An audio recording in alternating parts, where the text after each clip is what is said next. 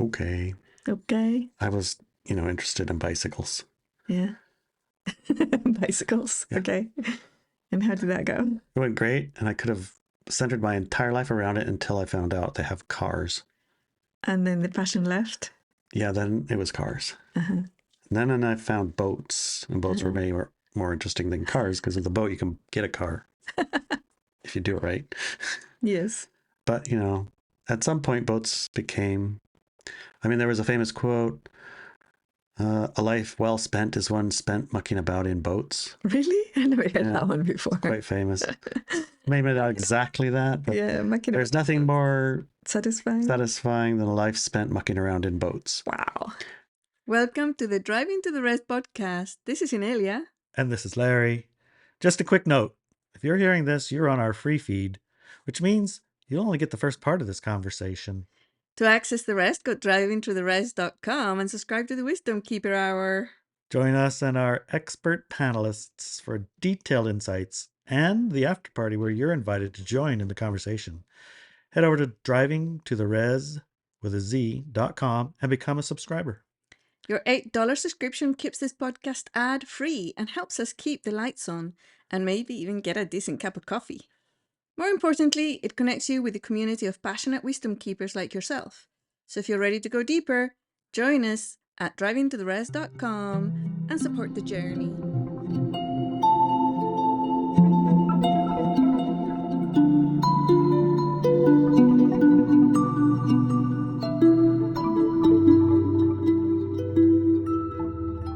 Why? What do you want? It's the wrong question. That seems like a good question. Yes, it's very anti-American, I think. Is anti-American? Yeah, it's anti-patriotic, anti-Western mentality. Which mentality is it? What do I want? What? And the pursuit of pleasure. All right. Well, obviously, this is a trick question here because I've asked people, what do you want? What do you want? What do you want? What do you really, really want? You should listen to our Wisdom Keeper Hour. OMG. Yes. Okay, because we do ask this question of all of our panelists. And there's really only one that answered it perfectly. Yes. You'll have to wait. We'll have to figure out who that is and see if you get the same thing. You tell us on Fridays at our after party. At 9 a.m. Mm-hmm. Right. Anyway, let's get into this article, okay? Sure. Choosing beyond comfort, fear, and personal trajectory. Choosing beyond comfort, fear, and personal trajectory. Okay. Well, those seems like higher ideals. What do I want? Feels intuitive, but it may be the wrong question to ask when shaping a life. If you want to shape your life, what do I want? Might not get you there. Just saying. I have ran my life by what do I want. You have? Yeah. Okay, what happened? Well, I wanted beer sometimes, and I wanted parties, and I wanted to run around all night sometimes. I wanted to, a lot of things that probably weren't the proper choice. But somehow they seemed like the right answer at the time. And then after you had like maybe a beer or two, it seemed like what do I want? After a beer or two is even worse. You want more beers, So, what do I want can lead you astray. Yeah. So we should figure out a better question. Yes. I would like to have a discussion about decision making through a method I have been using for many years. I could say I've used this method my entire life, but that would not be accurate. There have been entire decades when I discarded it and relied on other parameters instead. Parameters aligned with the social conditioning, pleasure, and the avoidance of pain. Right. Yeah. This method is related to stepping away from both body-based and soul-based trajectories within the light-dark paradigm, the material we came in with, and choosing outside of our personal trajectory altogether within that light-dark paradigm. Right. When you say those words, it takes my importances. Like, what do I consider important?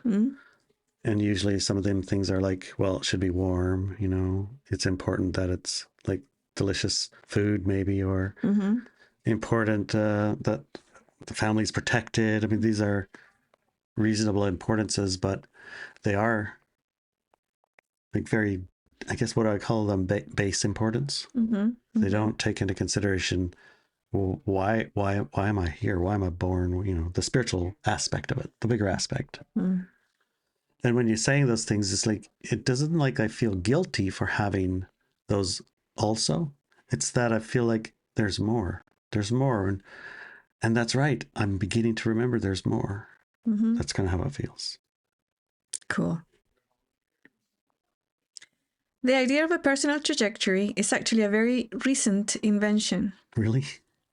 Historically, a person did not consider their life path primarily in terms of personal benefit, pleasure, wants, or pain avoidance. Is that why when we watch movies, you know, and the girl's got to marry the prince or whatever, got to go marry this guy for the family and the dowry, and it's about her family, that she's so unhappy about it? And it's like supposed to make it like that was a bad thing, but in the past, maybe it wasn't. Correct. They liked it. Yeah. Because it was for the family. And so they were like super, like maybe not stoked about it, but also it wasn't the end of the world either.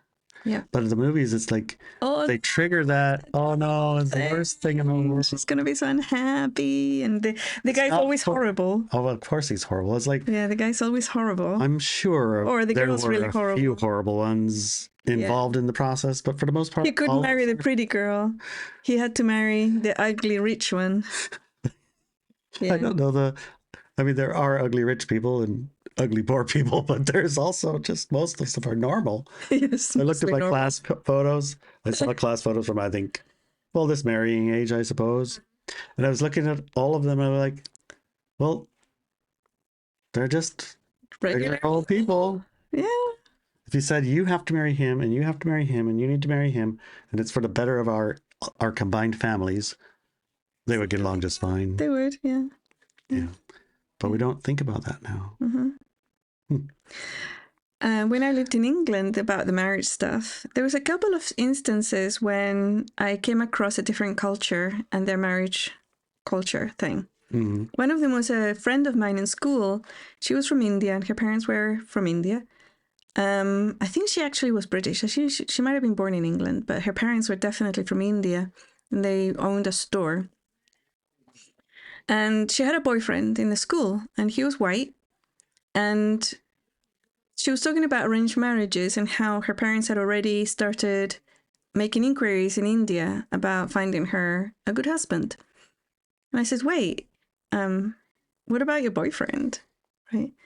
And she looks at me like I'm from Mars or something. I said, what do you mean? What about my boyfriend? I said, well, you know. How's he going to think about this? You're getting married. It's like. Have you told him?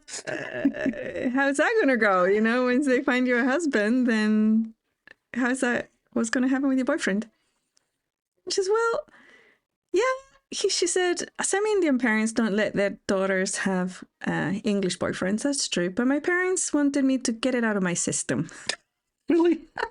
Okay. And it really worked. She says, aren't you worried that they're going to marry you to somebody you don't get on with or whatever? So my parents would never do that to me. They know me really well, and we're working with the parameters of what this husband's going to be like together. And I trust them 100%. They're going to find me a great husband. And you know what? We won't meet until the wedding day. And my parents didn't meet until their wedding day, and they're madly in love with each other because their parents did a good job. And the marriage, there's a name for the woman who finds couples. She was really good. And matchmaker. The matchmaker was really good. And she's the one who's doing mine. So I'm very excited. It's like, whoa. It's one of those things you never consider, huh? Never consider it. Right. Well, we don't. The other one was my doctor in England was a woman from India. And at some point, she was gone. And somebody else took over her practice for a few months.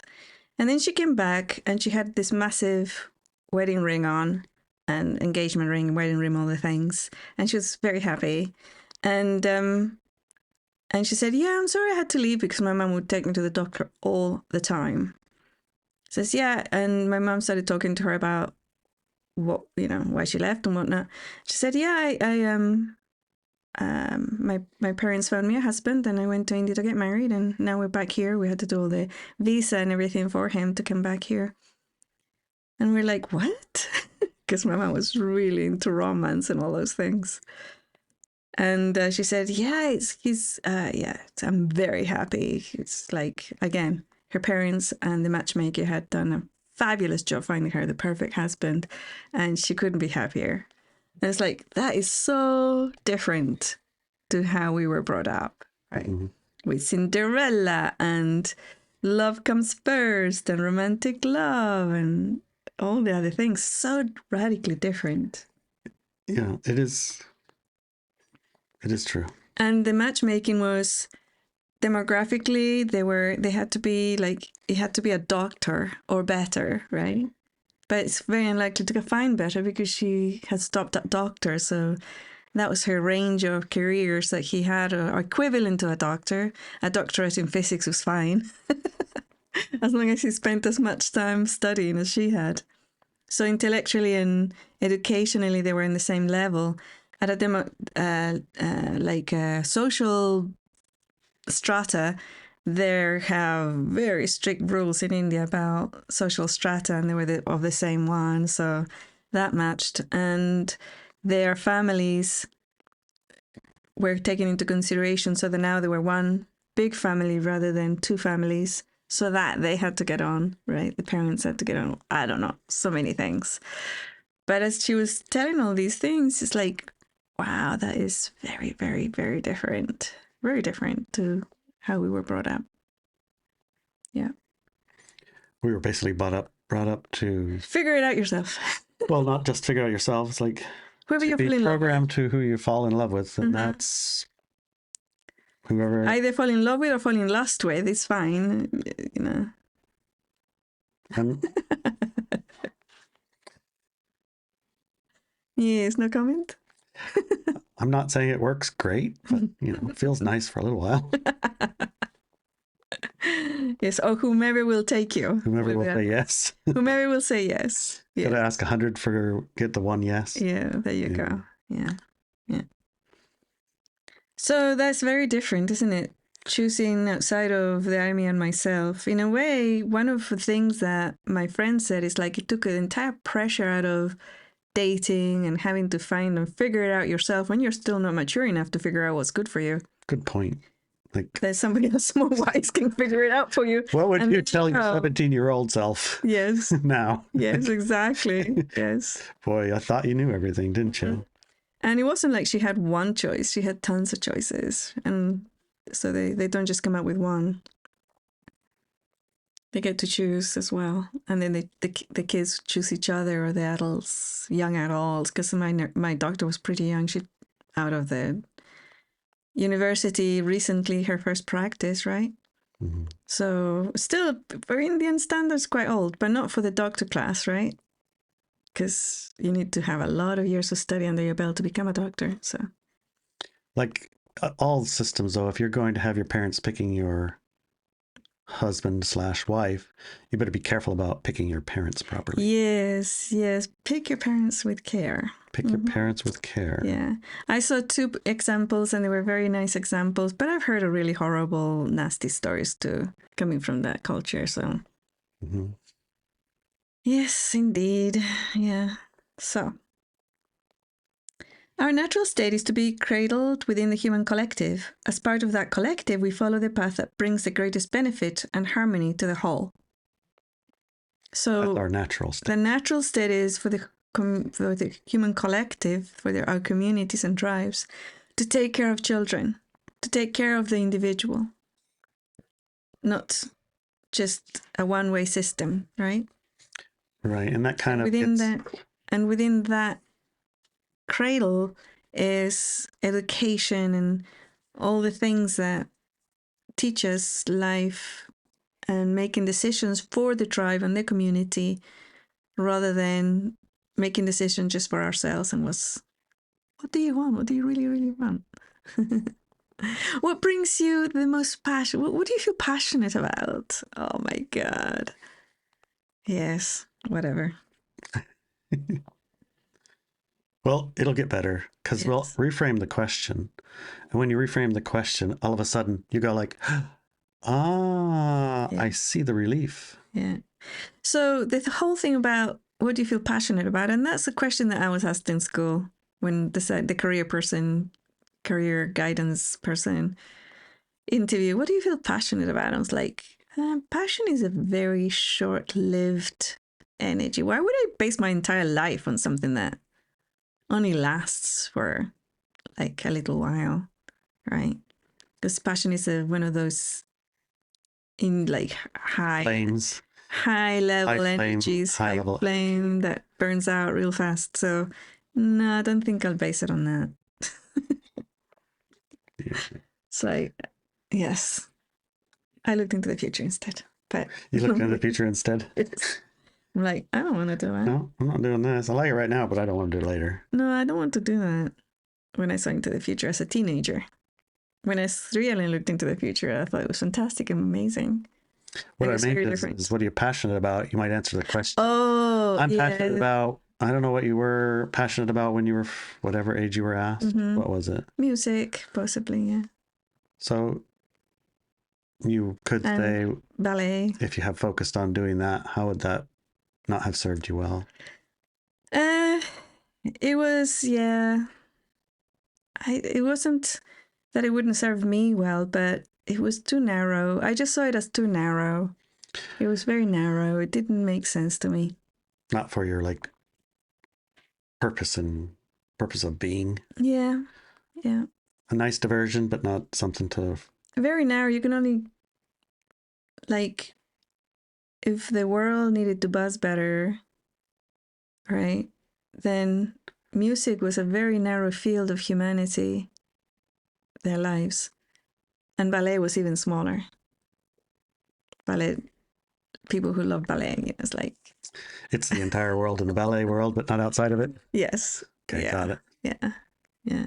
And I mean, I've been in the environment of musicians and masters of music playing amazing music and really reaching into the divine and bringing it in. But the audience is like 2,000 people, and then they leave and go to the bar and it's over.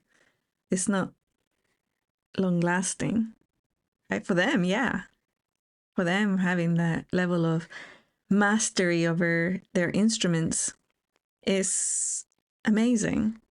And having been able to grab that instrument and bring in the divine and then have another master play with you and you're both bringing in the divine energies, that is extraordinary experience at a personal level. But it doesn't do much for the planet. Okay. Okay. I was, interested in bicycles. Yeah. Bicycles. Yeah. Okay. And how did that go? It went great, and I could have centered my entire life around it until I found out they have cars. And then the passion left? Yeah, then it was cars. Uh-huh. And then I found boats, and boats were way more interesting than cars, because with a boat you can get a car if you do it right. Yes. But, at some point boats became, there was a famous quote, a life well spent is one spent mucking about in boats. Really? I never heard that one before. Quite famous. Maybe not exactly that, but yeah, there's nothing more satisfying than a life spent mucking around in boats. Wow. Okay. And he was the kind of guy who has a sailboat, sails around the world by himself, and has adventures all over the planet. And you can see, right? You can see that his life was satisfying and rewarding for him. Yeah. Nothing more satisfying than mucking around with the boat. But and there's nothing wrong with that. Like literally, there are plenty of people who do have that as their life. But when I looked at it after a time, it's like, well, I'm done mucking around with boats, actually. Yeah. Sometimes it's not satisfying for the rest of your life or fully satisfying. There's always something missing. And bicycles, the same thing. I have 2 very nice bikes in my storage container that I really, really like them. I mostly like looking at them.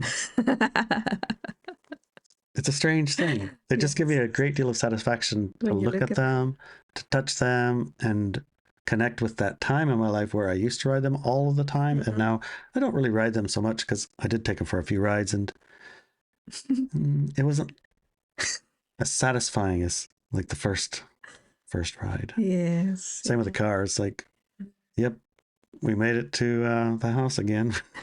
That was a great ride. Nope. Yes. Things get bigger. They do get bigger.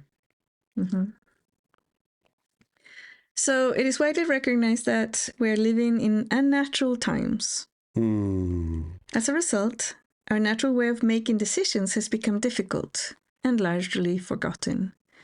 We're left asking questions like, how do I make decisions that guarantee what I want out of life? When what I want out of life was never a natural reference point to begin with. Because your reference point was bigger? Yeah. Not just what you want? What benefits humanity that I can bring my tribe, or my village. Or my family. My marriage. My community. My community, yeah. Okay. Yeah. Yes. So what then are we left to make decisions from? Do you know, Henny? Hopefully you'll tell us.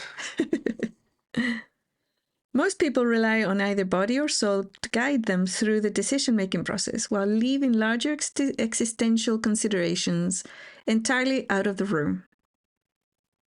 Whenever I talk about including a larger purpose, mission, or collective well-being in personal decision-making, two concerns consistently arise. The first is, are you saying I have to become a martyr for the greater good? And the second is, does this mean that decisions based on my body are wrong? Let's look at the first one first. Okay. Well, it is an interesting thing that the first thing that comes to mind is a decision that would support your larger would automatically be bad painful for you. Right.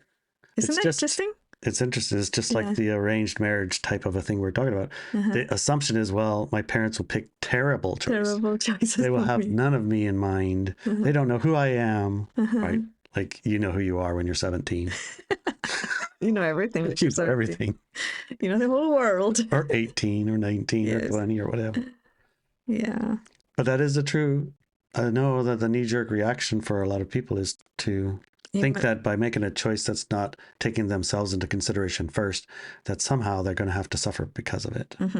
Yeah.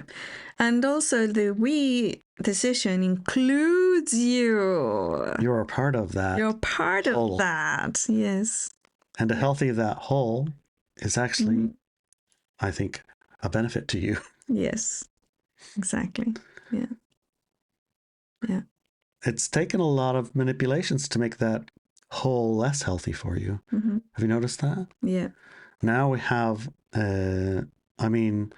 if you look at common patterns now, you have 40-year-old children who live with their parents, but they're not, it's not a decision-making out of healthy, wider state of awareness. It's after they follow their all of their passions, which might be video games, for instance, and sitting on a couch. It's like they're left with, well, I'll just have to stay with my parents and I can keep doing what I really want to do.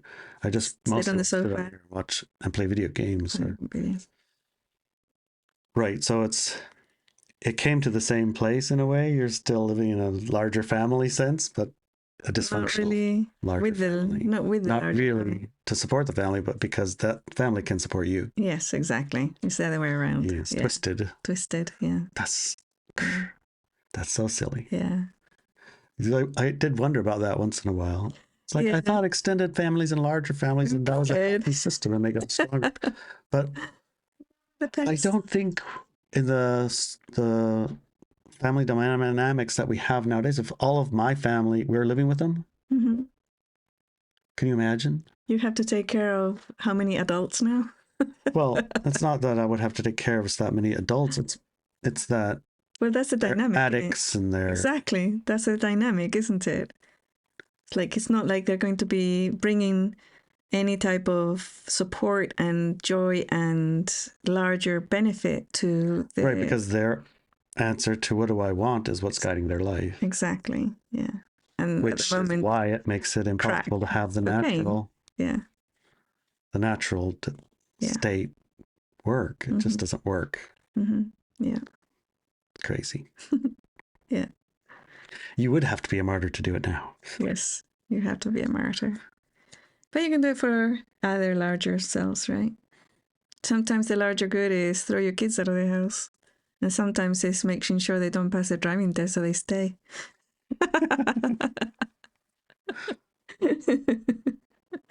So, yeah, it's a larger question, right? And the other one is, does this mean that decisions based on my body are wrong? Immediately answered, right? Like, Sometimes. we're talking about life decisions, not whether you're going to have jam on your toast this morning or egg, okay? Right. If your answer is yes, no, you're going to get it right some of the time, even your body. But it's not just that, it's life decisions that we're talking about here. Right. It's not about what you want for breakfast, even though usually You ask those questions with that in the frame. yeah, like if you ask in a larger frame what you want for breakfast, Oftentimes you'll get a different answer than what your body will say. yes. But your body's going to say things that are great for right now, immediate, like how do I feels. But if you ask it, should I save some of this for tomorrow? You know, it depends on whether your body's hungry or not. Right. And that's not necessarily the right answer or the wrong answer. Exactly. But it doesn't have anything to do with your larger purpose, mission, or life goals or plans. Right. Right. So it's not the best to rely upon for a long term. And if you ask your body the question correctly framed, yes, it was actually a positive thing. A positive thing. Yeah. So if you ask your body, if I eat eggs this morning, will that support my purpose in life for the rest of the day? Your body will give you the correct answer. It will say, yeah, eggs is actually a really good one because they got protein and you need some mental energy today. But if you have the sugar with the jam, you're going to fall asleep halfway through the morning and that's not going to do it. So the body wants the jam, but it tells you the eggs are actually the better one. So that support that larger question. So not just because your body tells you something, it's a decision you're going to make. But if the body's deciding for you without these larger questions, usually it's like instant gratification and pleasure is not, or survival, right? Not really about a larger decision. Okay. So does this mean that decisions based on my body are wrong? No. Doesn't mean that. But some of them can be wrong. Yeah. If That's how you ask. Yeah, exactly how you ask it. A great deal of clarity around body and soul-based decisions emerged after the publication of my article and podcast, When Pain Wraps Your Timeline. Do you remember that one? Warps. Warps, yeah. When pain warps your timeline. Do you remember that one? Yes. Yeah. Just look in the archives, you'll be able to find it. It's only been a few weeks. Yeah. Much of that clarification came through our walkwithmenow.com monthly call. So before we continue, let's address the question of martyrdom. Okay. Specifically, how to tell whether making an unforgettable or even a painful decision in service of a long-term goal or mission actually is a form of martyrdom. Uncomfortable is the word you were looking for. Is it? I can't read from here. Uncomfortable. Let's pull it a little closer for you. Thank you. Yeah. Before we continue, let's address the question of martyrdom. Specifically, how to tell whether making an uncomfortable or even painful decision in service of a long-term goal or mission is actually a form of martyrdom. Do you want to know how to tell the difference, honey? Right. Pain isn't the only qualifier. No. Martyrdom occurs when a person takes on pain so that others do not have to feel any. It involves suffering or dying for a cause or for others. There are additional patterns commonly present in martyrdom, such as betrayal by someone the martyr considers a close friend or trusted associate. So it's a very specific thing, martyrdom. Yeah. We don't apply it to everything. No. So for example, I'm such a martyr. Because I go to the gym every day to get fit. And that's painful. It hurts my muscles the next day. I suffer for you all, so you don't have to. You can be blessed by my beautiful handsomeness. Yeah, no, that doesn't actually work that way. When you make a decision for the greater good of the planet, it does not mean you're taking pain away from others. If that is how you currently define the greater good, then I would suggest that this belief itself is worth examining. Specifically, whether it is a belief that genuinely serves life or one that perpetuates harm. Yes, it probably perpetuates harm so that you have more greater good that you can do. Before we wrap up this first half, because this podcast has 2 parts. Yay! We have our second part, part 1 and part 2, 2 weeks, but also the Wisdom Keeper Hour later when you subscribe to our second hour. You get to get all the answers, right? But yeah, before we do that, I just wanted to tell a story. Okay. Yeah. So this is why it's so wrong to take pain from others. It doesn't work. It doesn't serve, and it's not. It's not good. When I was 9 years old, I was walking down the street with my mother and a friend of hers. We were in Argentina at the time. We were political refugees. And I was listening to what they were saying, and they were talking about extremely painful situations they had experienced being tortured by a right-wing military takeover. They had been taken prisoner and tortured. And I noticed 2 things. One of them was that they were still carrying that pain, even though those events had happened a couple of years earlier. But it was alive, you know? They were carrying suffering. Suffering is the carrying of pain past its usefulness. When it gets stuck in the person and they carry it, that's suffering. And they were carrying that. And I couldn't understand why.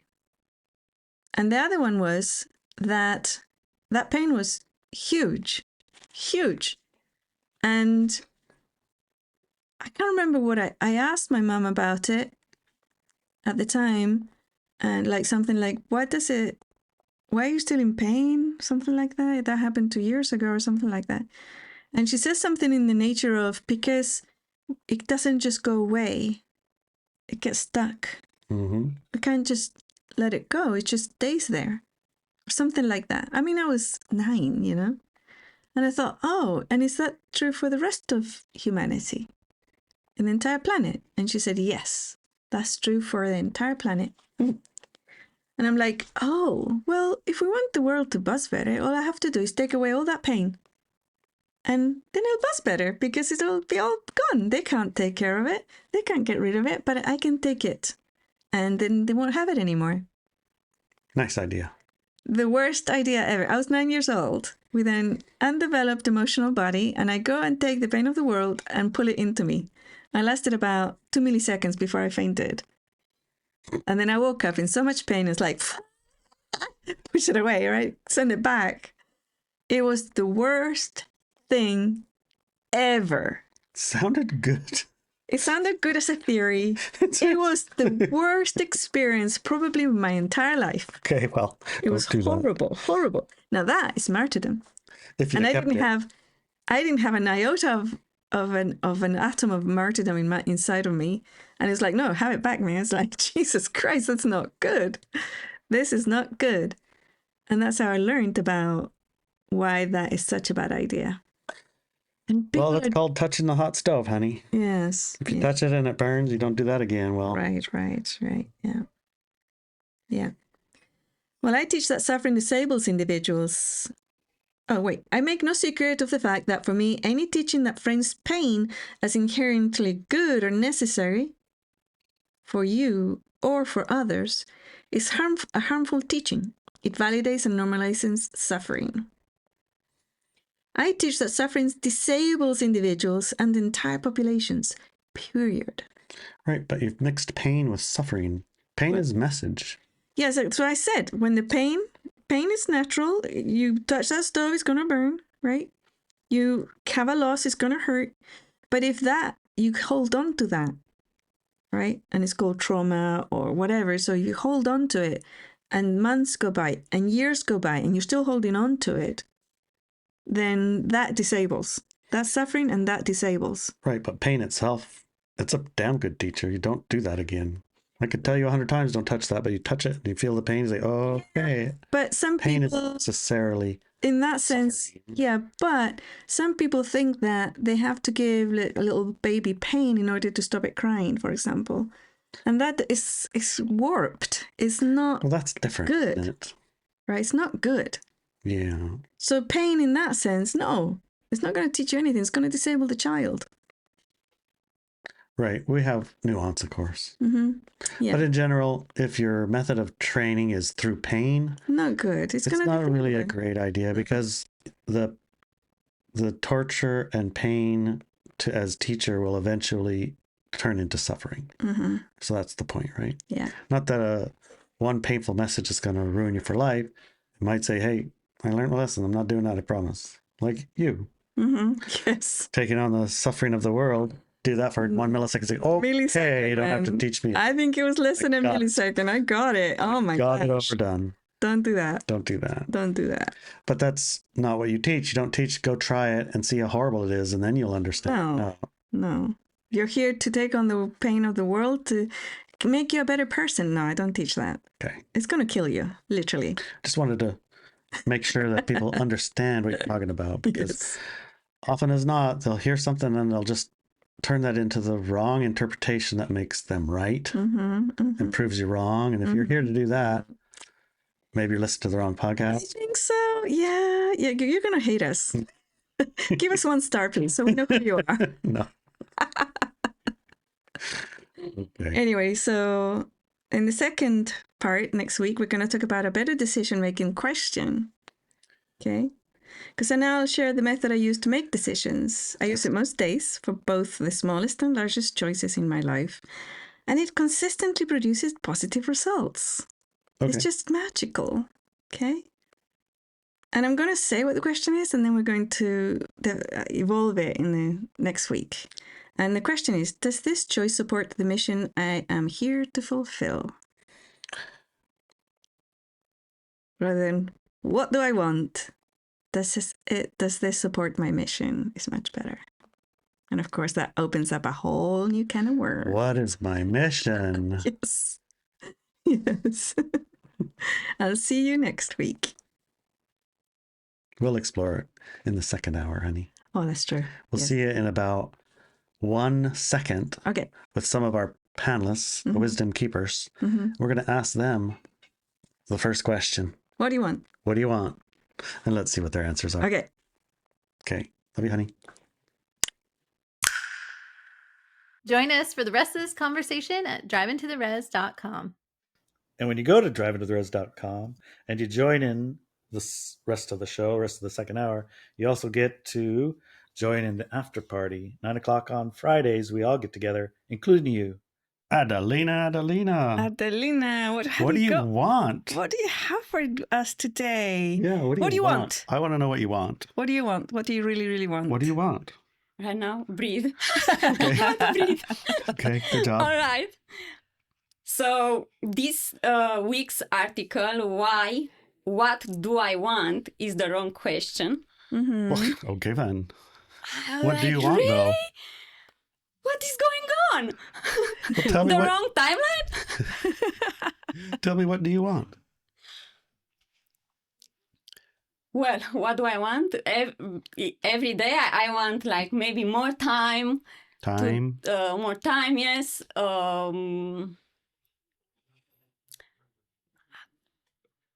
More fresh food. You don't have fresh food?